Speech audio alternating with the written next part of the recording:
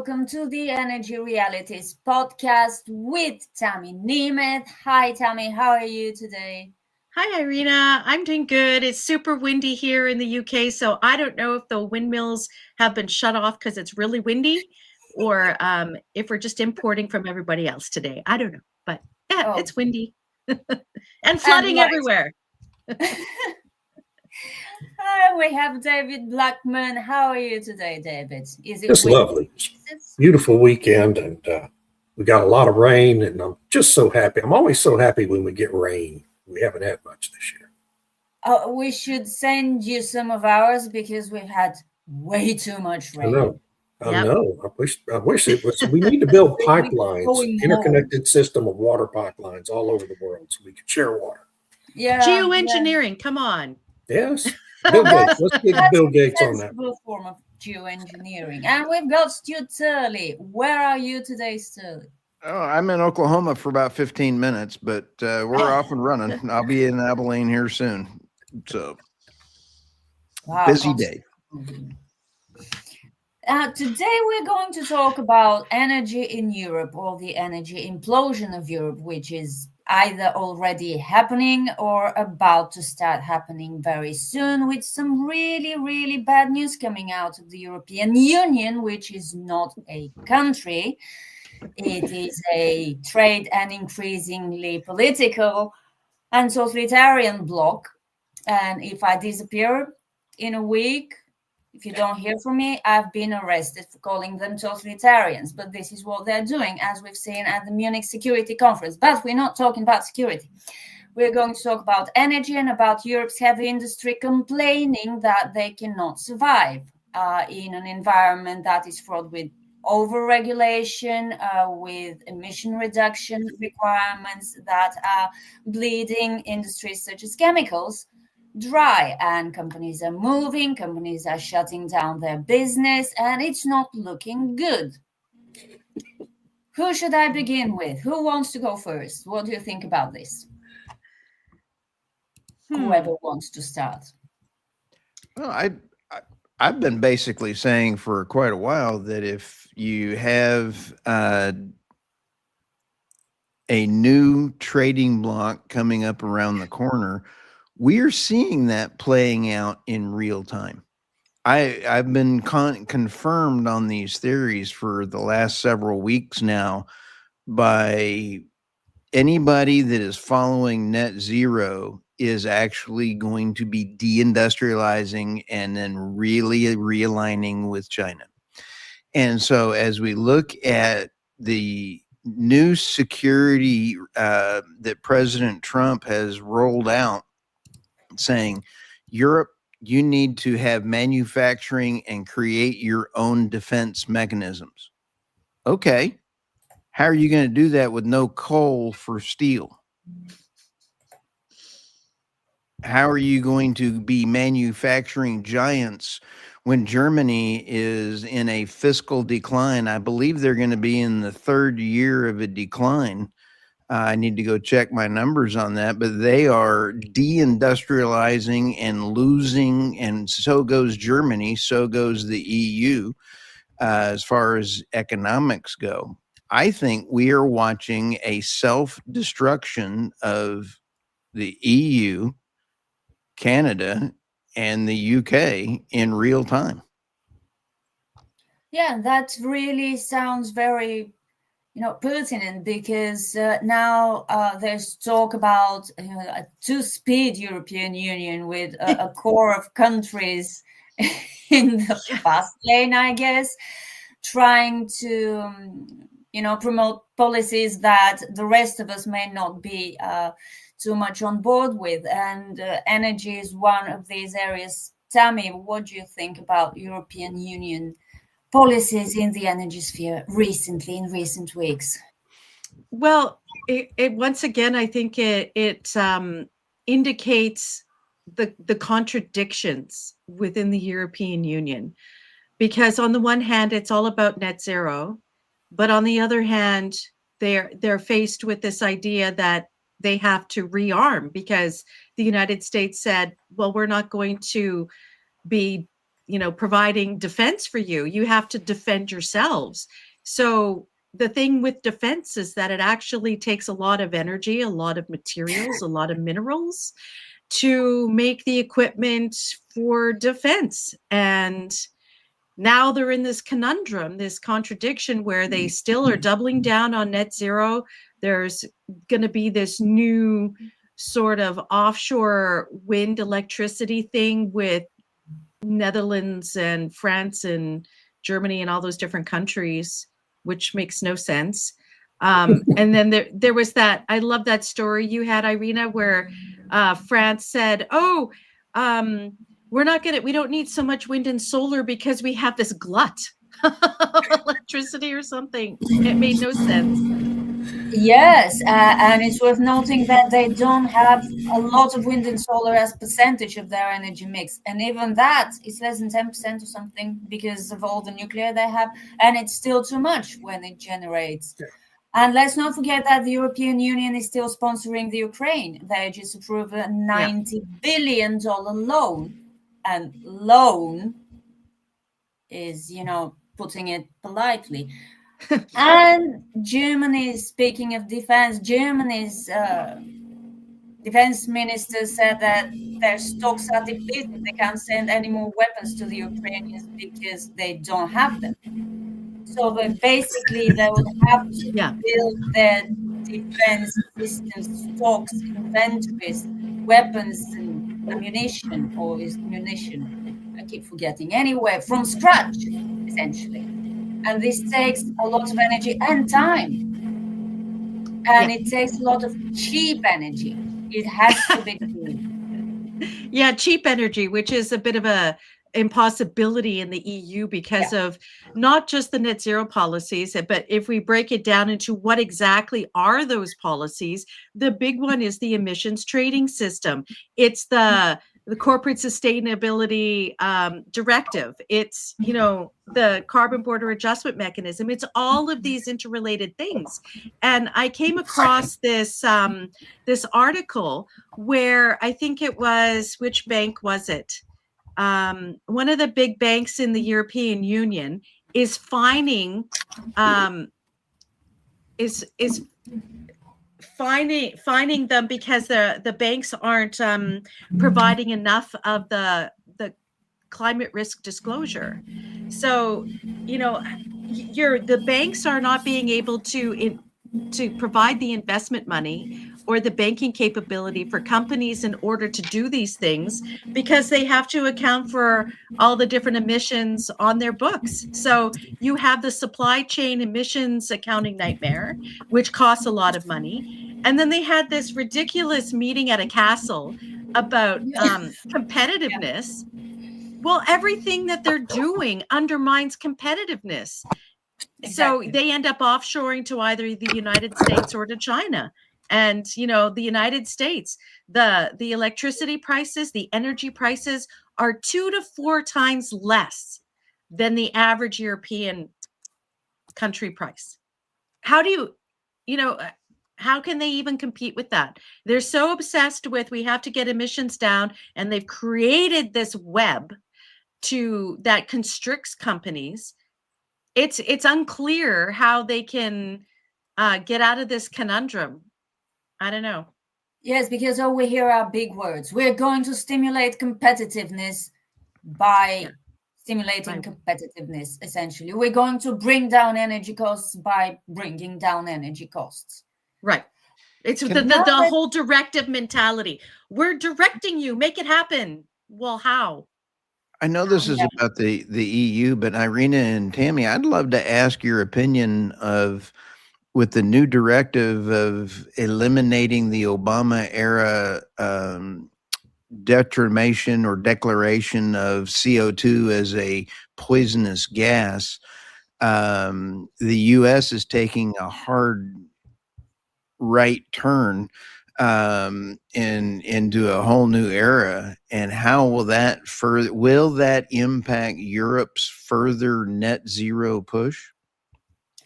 Forget about Europe's net zero push, but I was going to ask David about that, because now that the endangerment finding is gone, American producers of liquefied natural gas have zero motivation, zero reason to keep, tracking their methane emissions and doing anything about these emissions.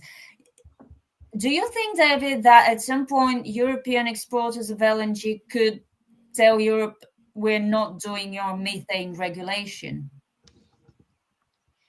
American exporters of LNG, you mean? Yeah. Yeah.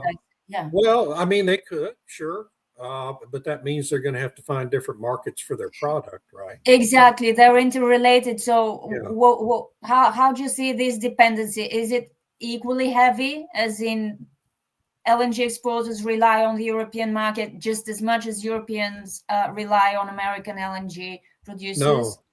No, I don't think the U.S. industry has any kind of a compelling need for the European market, because before the Ukraine war began, 80% of our cargoes were going to Asia and Africa and other international markets.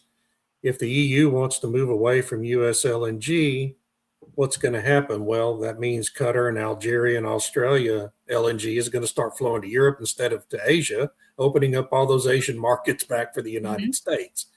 So it's a zero-sum game for the EU, and they can either have the American natural gas, the LNG produced in America by all metrics, all these ridiculous ESG metrics, is the cleanest LNG in terms of emissions on the planet.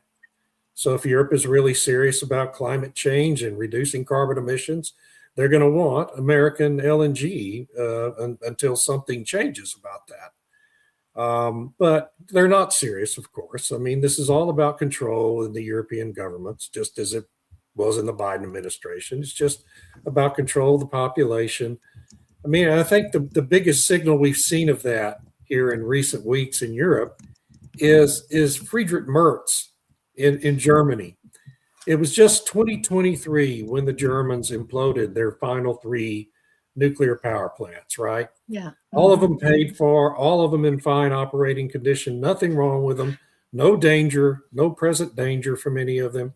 They just shut them down. They don't have anything to replace them with. So what do? They reactivate coal plants. They burn more natural gas. They burn more coal because the wind and solar can't get the job done, as everyone knows by now.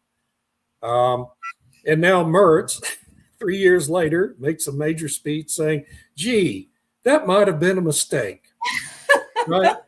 Well, he doesn't mean that either. He doesn't mean any of it. None of these leaders mean anything that they say. It's all about control and centralizing control. Now you've got Ursula von der Leyen saying they're going to do away with the unanimity clause in the EU charter without amending the charter or the Constitution. And without asking any of the members. And without asking any of the members. What does that do? That removes all national sovereignty now from all those European member countries of the EU. So you've just created a central dictatorship across Europe. How does Ursula and the other European leaders think Donald Trump and Marco Rubio are going to respond to that? It's mind-boggling to me. She made that speech the day after Rubio's, or same day, actually. It was the same day. Later in that day, after Rubio made that speech. So Rubio got a standing ovation, but I don't think anyone in the room actually understood what it was he was saying. Certainly von der Leyen didn't. But where energy is concerned, Europe is just, it doesn't matter what the national governments want to do if they're in the EU. It just doesn't matter anymore. The entire system has been taken over by these zealots. They don't even try to hide what they're doing anymore. The King of Spain says, okay, well, we might lose the next election to a conservative party. Let's just let in 500,000 new migrants and give them immediate citizenship and voting rights so we can rig the next election. And he brags about it. He doesn't try to hide it. He boasts. The prime minister, not the king. Prime minister. Prime minister. But he's probably acting like a king. Yeah. Right. I mean, might as well be a king, right? Yeah. And Macron, he's already rigging the next election against the AfD. It's just, and they just don't there's no attempt to mask any of this anymore. They are headed headlong in a headlong rush to try to get this all in place before anyone can react and try to stop it. And I feel like it's almost a hopeless situation now, and it certainly doesn't make me happy in any way. But where energy is concerned, I just think the continent is on this course to central control and energy dependency on China, and we all know what that means at the end of the day. You know what's interesting? This centralization, basically, what they have their hold, the Brussels hold over member states is financial. If Mhm. you don't play by our rules, we're going to stop your money. Yeah. And as I listen to you, this got me thinking just how long until some member states come to the conclusion that it's better to lose EU funding rather than have a civil war on their hands, because people are hungry, people can't pay their bills, and people have no jobs Right. because of EU central policy. I really don't want to see this happening, but you got me thinking if it could get as bad as this, when the choice is between, saying no to EU money just to keep the peace at home. And I'm beginning to think that it's not an implausible scenario in the near Well, future. don't you think Hungary is the test case for that? What Hungary the is the EU test is. case. That's why they're already talking about manipulating their elections. I mean, they Yeah. welcomed the opposition leader with open arms. What happened to not favoring any candidates? What happened to sovereignty? But they already did that in Romania and Slovakia They and already other did that countries, in right? Did it Romania. in Of course, France. they Did it in that France and the West. They Bulgaria. did it in France, yeah. Yeah. Ursula Did it in the came to Netherlands. visit ahead of our last or second before last elections. I can't remember anymore. She came to officially and very publicly endorse one party. Yeah. Mhm. So when they do it, it's perfectly fine. If anybody else does it, it's authoritarian and undemocratic, and it shouldn't be done. Yeah. But Yeah, it's the ultimate gaslighting, right? It's exactly. Don't believe your lying eyes, they're doing this stuff, and yeah, it's really frustrating. And with respect to the methane emissions regulation, it's funny because during the 70s and 80s, when you had this encroachment of Soviet oil and gas coming into the EU or the European nations or whatever, and they had a firm policy that they wouldn't let too much in, that there would be this diversification of supply, so that even if there was some kind of war that cut off the United States or cut off the Middle East, you couldn't cut off everything at once, and you would be more protected because you didn't have all your eggs in one basket. Then That's after the point of diversification. Right, exactly. But then after the Cold War was over, it was like, oh, we don't have to follow that anymore. Who cares? We'll just, be dependent on one nation or whatever. And so they became overly dependent now on the United States for LNG because of the whole Russia-Ukraine situation. And so now maybe we need to diversify because the United States is going to use that as leverage. Well, the Brussels effect has been leverage of the European community for 20, 30 years, where they come up with rules and say, if you want access to our market, you better do X, Y, Z, which is why we have all this absurd emissions accounting stuff, because they're like, if you want access to our market, you have to do that. But at what point do countries just say, you know what? I don't think we want our companies to have to do all that stuff. And so, like with the methane, to get back to that, they have all these satellites now. They're paying for satellites to come and monitor the emissions along pipeline routes, along where the LNG facilities are, where the natural gas fields are. And no one's questioning the reliability of that data. And then they want to use that in order to say, well, you say you have low emission stuff, but actually you're really bad. And so therefore we need you to account for this and pay money in order to access our market. And like I said, at some point, countries like the United States or wherever needs to just say, yeah, no, we don't want to do that. They're not going to do that. They're not going to do that because what's so precious about the European market? And as David said, there's always Asia. Right. Yeah. The Unless problem's Asia going to goes be, down though, this road. that the other side of it is you have to realize that all of these LNG providers have entered into long-term contracts with certain countries and customers in Europe, right? And so, there's also that contractual consideration that they have to struggle with in terms of whether or not to comply with that law. But, the rescission of the endangerment finding opens all of this up now to reinterpretation in the United States, because that was the underpinning foundation for every major climate related regulation that's been enacted in the United States for 16 years. Yeah. Trump has rescinded most of those regulations, are gone now, and all the executive orders are gone. But there's still plenty in existence that, that are going to have to go through court challenges now, which the courts are going to now, instead of ruling in favor of the regulating agency, they're going to rule in favor of the plaintiff, because the endangerment finding is no longer there and the Chevron deference is no longer there. Yeah. So those are the underpinnings of the entire Biden-Obama regulatory suite. And now it's like a three-legged stool with all the legs removed. And it's just a house of cards at this point. The problem, though, for the LNG providers is the contracts. I want to ask a question, because Bloomberg last week put out an article saying that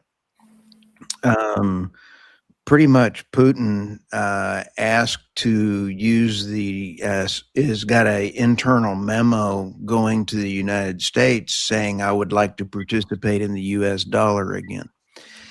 And if the Dark Fleet, which I've enjoyed writing about, because California and the Dark Fleet have added millions of reads on my website and Substack. And when you sit back and take a look at the Dark Fleet, if the 8 tankers or so, whatever the number is that we've seized, is really risen and caused a major issue, I want to ask a real question. If the Bloomberg memo is correct and Putin now wants to go to the US dollar, it's kind of like saying, I would like to end the war. The turning point for the EU is going to be very soon. Either they're already buying, as we have this comment, and they're still buying Russian oil. They're about to phase it out. Are they going to go back to buying Russian natural gas and LNG? They're still going through that. I want to ask the question and just be real. At the end of the Ukraine war, are they going to be buying Russian LNG and natural gas again? Or are they going to continue to deindustrialize? I think it's going to be a major question. You're right. But let's talk about this when we get to it, because now they have this ban on all Russian energy imports effective next year. So now they're buying all the Russian LNG they can get their hands on before this ban comes into effect. And assuming these people will be still in power when the war ends, they will try to squirm their way out of all this. Yeah. But I don't know how they're going to do it. And I want to ask this, Irina, for the Slavic countries that are really hurt the most. I mean, you've got them. I mean, you've got Ukraine bombing Hungary pipelines. You've got it's a real problem. I know. We've got coal. That's all I'm going to say. But I'm not happy with the new Lukoil petrol, because now it's made from Kazakhstan oil, and it's not the same. So that's my only pain. It's not very different, but it is different. But yeah, Hungary is being pressured from all sides, with the Ukrainians bombing the Druzhba pipeline and the Brussels basically saying we want you out of power to Orban, and it will be interesting to see what happens at the Hungarian elections. Yeah. It certainly Oh, will. so much manipulation. I mean, so if Orban wins again, are they going to, claim that it was manipulated, and the reality Probably, is that, of course, that's what as they're they going do? to do. Yeah. I wanted to make a point though about, when the EU is talking about emissions and they had this big thing about competitiveness, as long as the emissions idea is prioritized, you can't have competitiveness. Absolutely. You can't. And like ArcelorMittal had, they were really happy they're going to do this investment in France for steel making using an electric arc furnace and so on, probably using nuclear power to do so. But can you make new steel from that, or is that only recycled steel? And if it's just recycled steel, can you use that for defense equipment or anything else? The answer Very is good question. no. Yeah. So what's it for then? If it's just recycling stuff, I don't know. I don't know how that's helpful. You cannot get it steel tough enough for defense use using recycled steel and an arc. It's just not fit. The laws of physics matter. Yeah. And they're still talking about hydrogen. Green hydrogen, right? Green In hydrogen, Morocco sure. and Algeria, they're now looking to Northern Africa for their, which they've been doing for a little while. There's been lots of different proposals in the past 10 years and longer where they're going to have this wind and solar from North Africa, and it'll be put into these super conduits under the Mediterranean to the mainland. So yeah, it's going to be so cheap. Patrick, I had no idea that they are being repaired. I know Russians have said they could repair. The one is fine. Can't remember which one. One is fine. One is kind of destroyed. Yeah. So for our podcast listeners, Nord Stream 1 and 2 is actually a series of 4 pipelines. One of them was not destroyed. So you have 3 of the 4 pipelines were destroyed. And here's the real problem with that, Patrick. I don't know the answer to that, but the Canadian turbines have been removed from each end of the pipeline, and that'd be a holdup to turn them back on for at least one of the pipelines. That's a good. The last comment is very good about EU standards have been beneficial, especially in taking out sulfur from gasoline for export.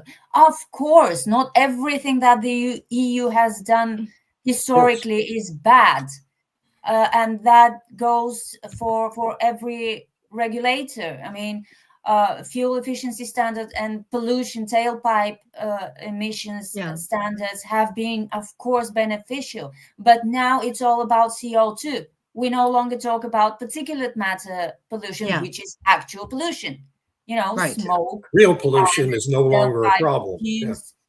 But now we've made so much progress, as you say, David, that it's no longer a big issue. It still is an issue in some parts of the world, including in Bulgaria, with all the old cars that are being driven around, and when there's a traffic jam, it stinks. Yeah. But so some things have been positive, but they are going crazy about carbon dioxide. Yeah, that's a fixation. This is unhealthy, to say the least. And you mentioned it, Tammy. Everything is going in service to this one priority: reduce CO2 emissions. Yeah, that's it. Because that's the religion. Exactly. We were so successful. And this is a point. I had a call from an NPR reporter Friday to talk about all this. And of course, none of my comments made it into her story, right? Because what I told her was, the whole reason we focused on carbon dioxide was because these laws, the Clean Air Act and the European laws, have been so incredibly effective in taking real pollution out of Yeah. the atmosphere. 99% effective, even on coal plants. Reductions in particulate matter and NOx and SOx. That the environmentalist community had lost its reason for being and its ability to raise money because it didn't have a catastrophe to point to anymore. So they made up this theory about carbon dioxide being a greenhouse gas, and it's become this global religion. It's all a religious exercise.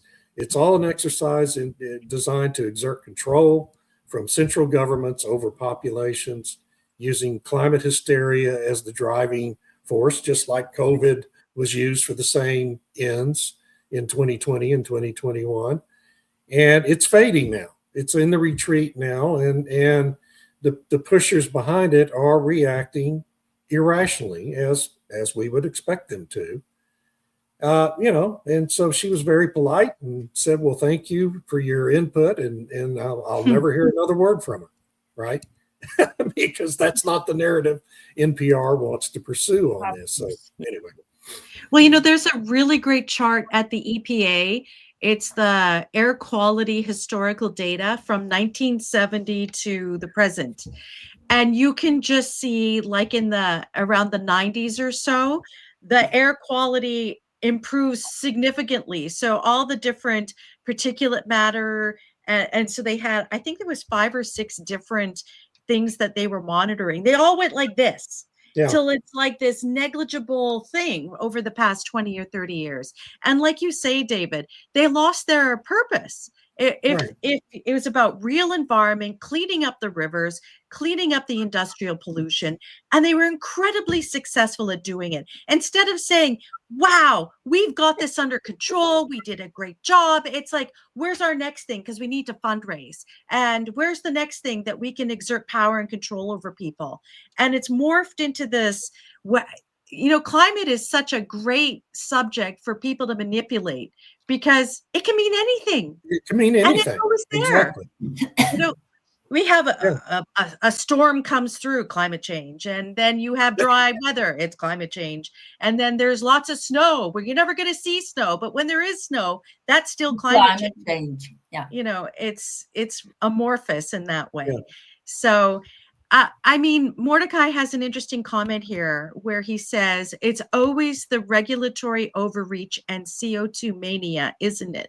Yes. CO2 has been used as the excuse for the regulatory overreach. Sometimes I think with the EU and the progressive movement in general, if it wasn't CO2, it would have been something else to have that regulatory overreach. Because what they're complaining about now is that with the emissions trading system, governments get revenue from charging companies for their emissions. And now Ursula von der Leyen's complaining that they're not reinvesting it into green projects. They're only spending 5% of it towards green. And so this is yet another excuse for the central government in the EU to say, we don't like how you're spending your money. Exactly. We want you to spend it on XYZ, which is about net zero and climate, and we don't like the decisions you're making. Well, when you are, as a central government, are telling the smaller entities or the federated entities that we don't like the way you're spending your money, you're no longer a federation. You're no longer, we were talking earlier about the EU being this collection of nation states. When that central government can boss you around and say, we don't like the way you're spending your money, then you're not independent nations anymore. Right. You're not. I mean, everybody needs to remember the Soviet Union was styled as a federation too. Okay. But none of those other countries other than Russia had any control of it. Even that was better because energy was cheap. I will never get tired of repeating that. Energy was cheap.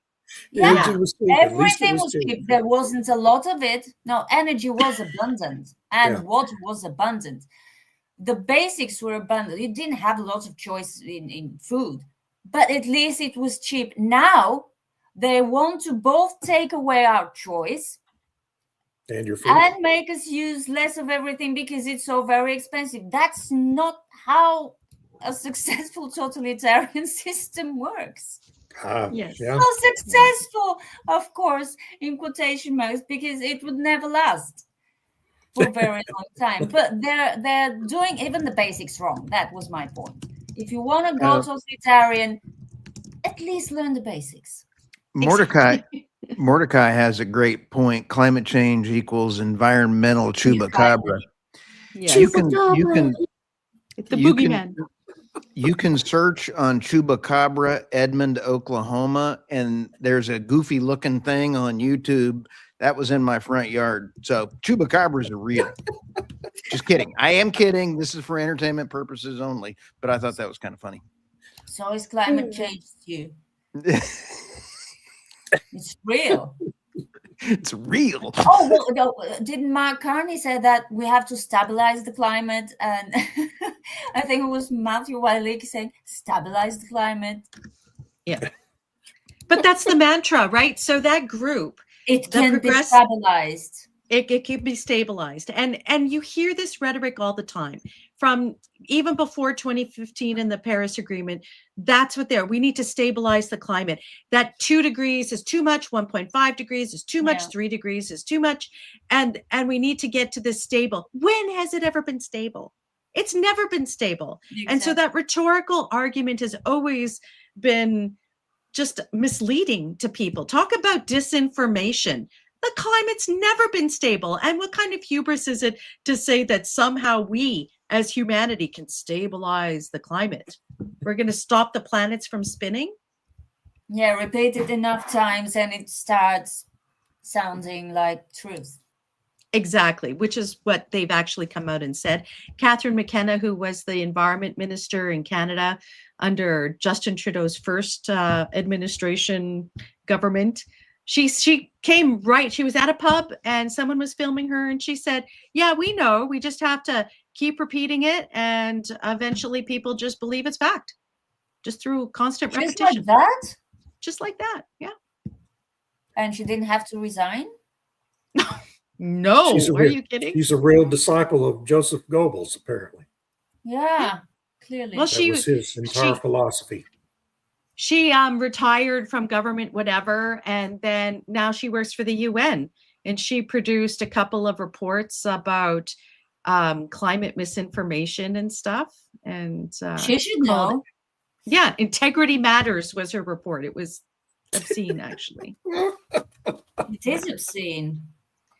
But I put a link in our chat there, Stu, about there's been studies done. They kind of drip them out of how many emissions from people breathing, because Patrick had a comment there. And researchers are researching that.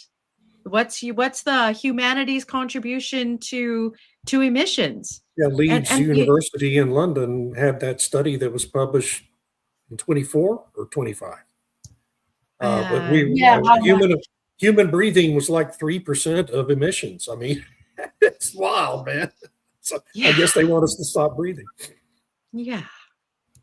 Which, by the way, is probably, the Malthusians, that's exactly what they want. Yeah. There's been different studies. So one was 2023. I think that's the one there. And so then it's not just humans breathing, but all the different uses. But then that goes back to tracking what everybody does. And, the EU, in order, I think, to get compliance for tracking stuff, that's what they use the sort of emissions accounting for, is they need to get the compliance going. Get you just that first step. And then it can be rolled out to other things. It's like with the emissions trading system. First is going to be about this, and it'll be at this amount. But now they have to cap it, apparently. So it doesn't go down too far. So they want to have like a floor of 30 euros per ton or something like that. They never plan ahead, do they? I think they just make it up as they go along, never consider unintended consequences, focus on the desired consequences, which do not materialize in full. And then they have to do something completely different to patch it up. Well, it's like we talked about last week with the EVs. How many people along the way said this is not going to work? There's these unintended consequences. The grid isn't ready, blah, blah, blah. And then the executives came out and went, we had no idea. Yeah. Someone say something. And it's the same thing with the EU and the UK. It's like, 2 years from now, like Friedrich Merz, why didn't someone say something that shutting down nuclear could lead to all this? Gosh, who could have possibly really known it was going to frustrating, be a yeah. mistake? And Ford, Really Ford Motor Company, just took a $19 billion write down on their EV segment. And so what does Jim Farley do, the CEO that created all the disaster? Last week, he introduces a new mid-size pickup truck, all-electric truck, right, to replace the F-150 Lightning, which completely cratered and failed. You wonder what Elon Musk is going to do to replace the Cybertruck, because its sales have tanked so badly. Tesla doesn't even want to itemize them on their financials anymore. It's hilarious. They'll just phase it out quietly, probably. Yeah. And quietly, Ford and GM not only GM made $2.7 billion, but they lost so much money as well. They are adding in home energy systems into their mix. Ford and GM are going to try to compete with the Tesla power walls. So that's not going to work. You can't buy this kind of entertainment. That is not going to work, guys. That's just another boondoggle waiting to happen. I thought Honda, or there was one of the Japanese car companies, was doing something similar, where you bought their car, but you also bought their charging battery system, so that you could be charging your house when your car was at home or something like that, or it would be connected to the grid and whatever else. And I don't know whatever happened to that, because it was, you get all these news releases, this is happening and we're doing this and we're doing that. And then you don't know what actually happens 2 years later. There's no follow-up by the press. Did it work? Did it not work? Where are we? What's the status of this? There never seems to be a follow-up on all these big announcements. Check out this comment from MD. It's great. I was at Keystone in Colorado. The ski lift said 100% powered by wind, but there was a diesel engine driving the ski lift to the top. You bought the credits to offset your diesel usage, so it's 100% wind powered. Yeah, absolutely. That's the racket. Yeah, I wrote about carbon credits just today. It's really, really hilarious, especially in Europe. Because what are they going to do now? The industry says stop the phase out of the free permits and stop raising the prices. And they're talking about, this market needs liquidity. Yeah. And it needs stability. You could have seen that stability. No, they won't ever higher carbon permit prices. So they can, stimulate the companies to invest in wind and solar instead of buying permits. But then it's too expensive and the chemical industry is dying. So what are you going to do now? I don't know. And it's not just the chemical industry, right? I mean, it's but they were really loud about it. Yeah. But I mean, the steel industry, Germany once had a very thriving steel industry. So did the UK, for that matter. Yeah. And now the UK doesn't have any smelters left, right? I don't think. I think there's one, but is there one still functioning?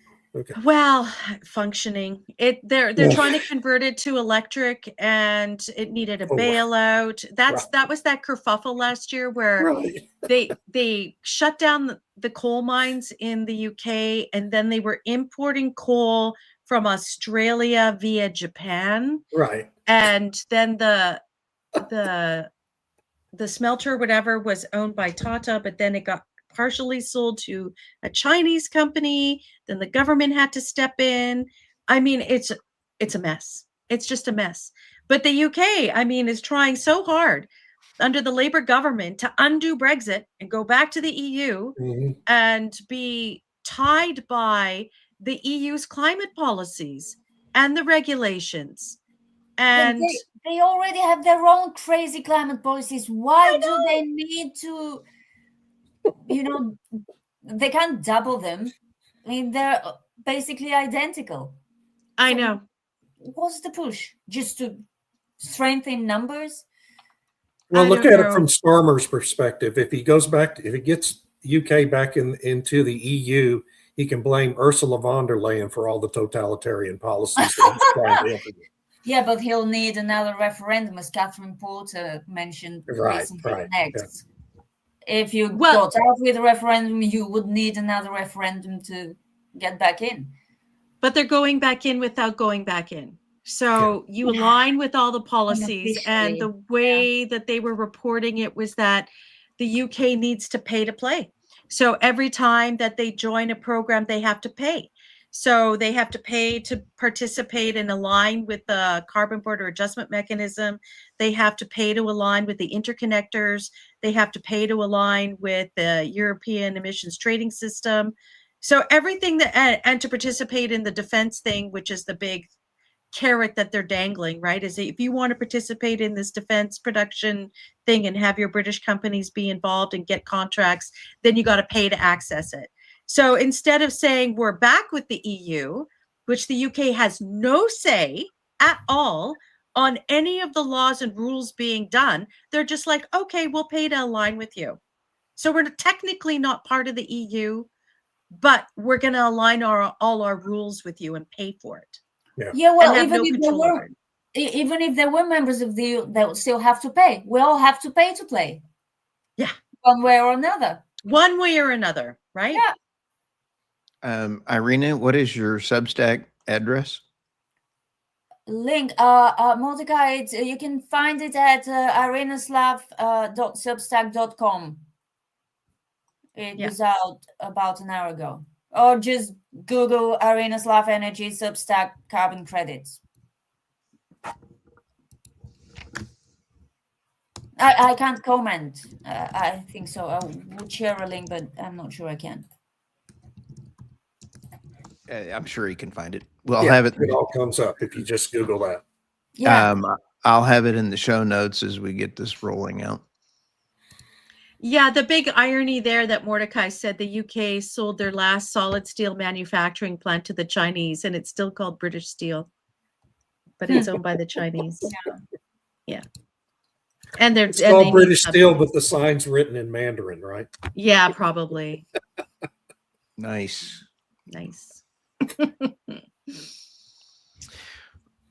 Well, we've thoroughly whopped around the world today, didn't we? Yeah, and it was fun. Yeah, we ended up, I don't know if we stuck to the subject or not, but it sure was fun. We actually did. I think we did. I think that the leaders around the world are not listening to their people.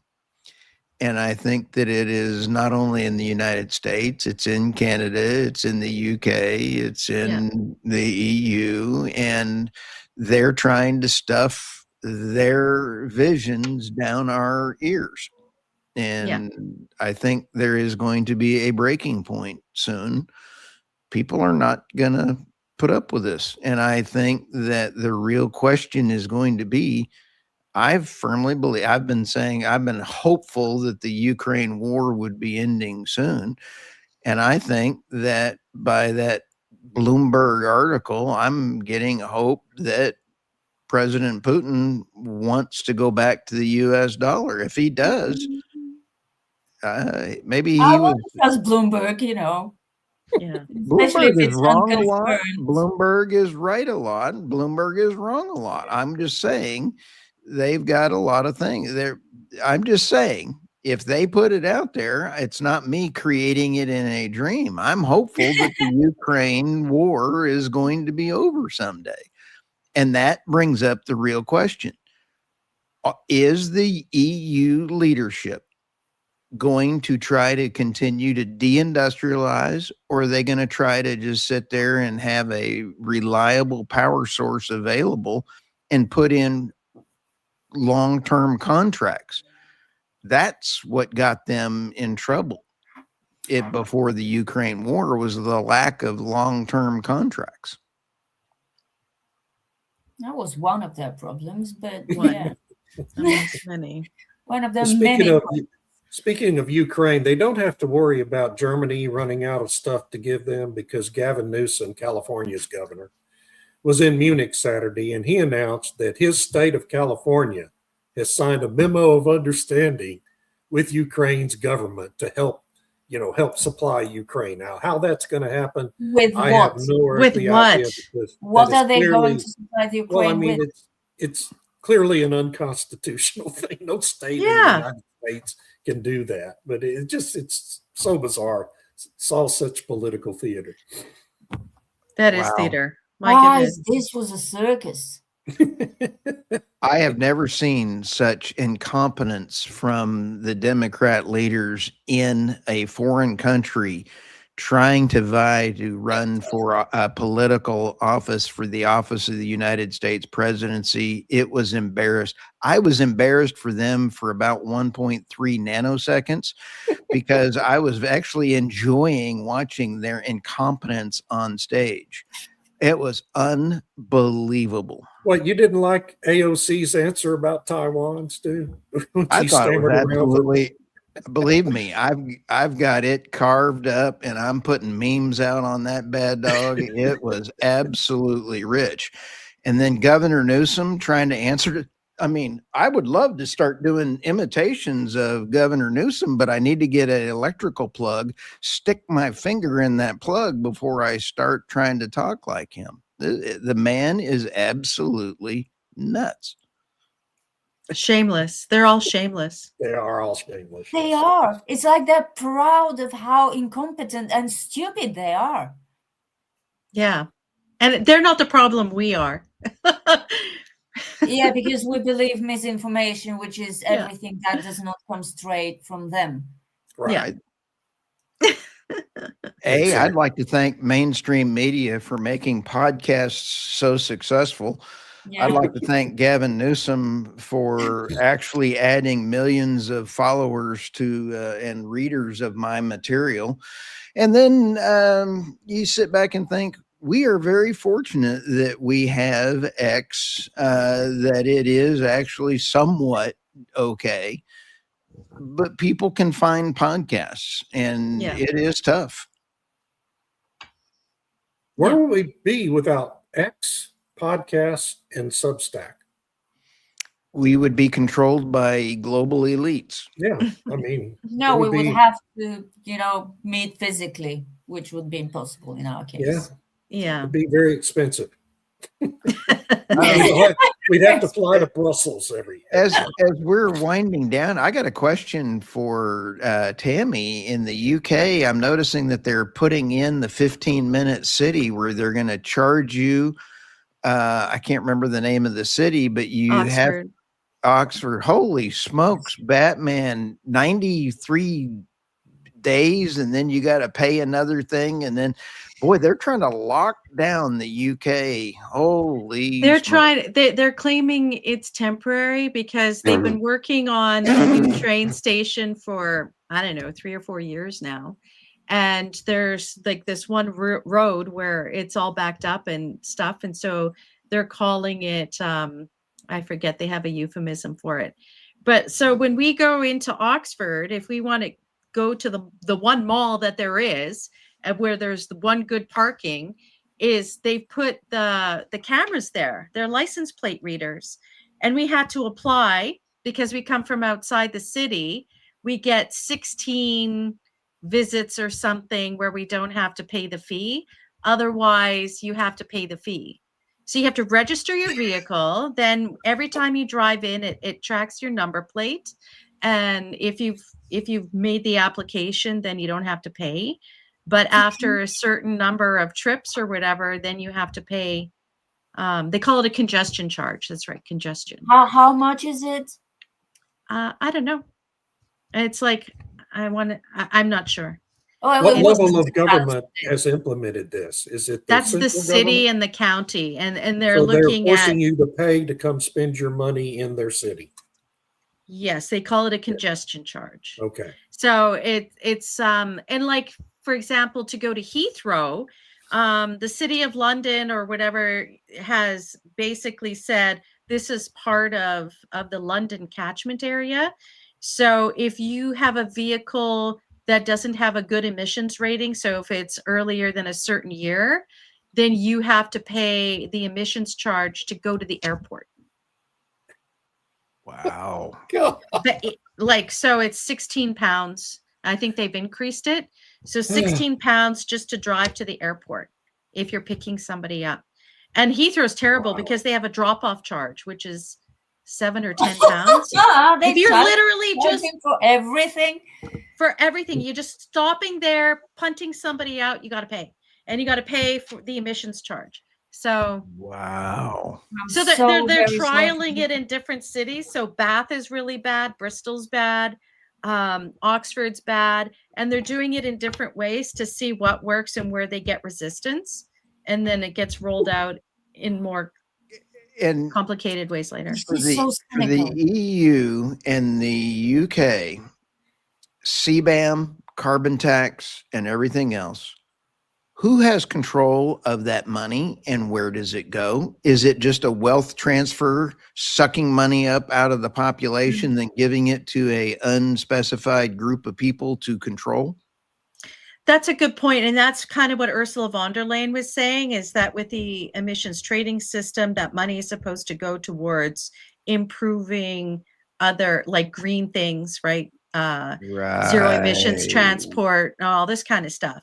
But it's a good question. The UK is bringing in their CBAM next year. 2027 is the first year for it. It's pretty much the same thing as the EU one. There's a few differences. So where does that money go? If you're charging the carbon tax on goods coming in, where does that money go? And I think that's something people ought to be asking for all of these different things. But they're all desperate for cash. They're all desperate. So And I think With all President that Trump, money.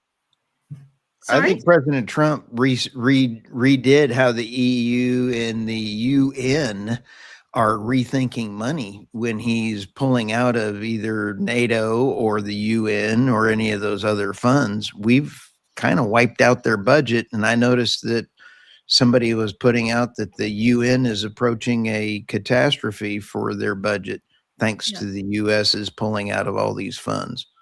Yeah. Irina, you were saying something? I was surprised that with all that money that they get from fees and from all these regulations, as you said, they're starved for cash. It's very interesting, isn't it? There's always a black hole in the finances. Yeah. boy. Spontaneously there. No, David, to answer your Always. question, no, I'm still in. Well, it's like Holland. Did you guys see what they're doing where they're changing if you realized, unrealized. So if your stocks go up, you have to pay a tax on that increase, even if you haven't sold the stock. But they were floating an idea similar in Canada for housing.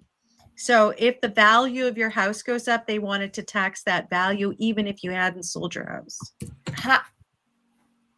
But people flipped out, and it was like, whoa, and they pulled it. But these governments are desperate. They've been spending like drunken sailors, and the spending continues. Like, how many new programs did people say? I mean, it's crazy. Minneapolis. how did they even think about that? Or how many the unrealized Somalians? gains. Yeah, I mean, you got to love Somalians and their taking over on and teaching California how to be stealing money. Well, I think California was already doing that. Oh, Very successfully. very successfully for Kevin decades. Newsom told, what was his name? Hold my beer. Yeah. Yeah, it'll be interesting to see if they're able to uncover stuff. But yeah. Great job, Irina. Oh, we didn't do the stories. We forgot. Oh, it was too interesting for the stories. Well, I think it went great. Thanks for all the comments. Yes, thank you, everybody. Really good comments. Thank you. All right. and have a lovely week. And we're out. Have a great Bye. time. All right, y'all. Bye. Have a great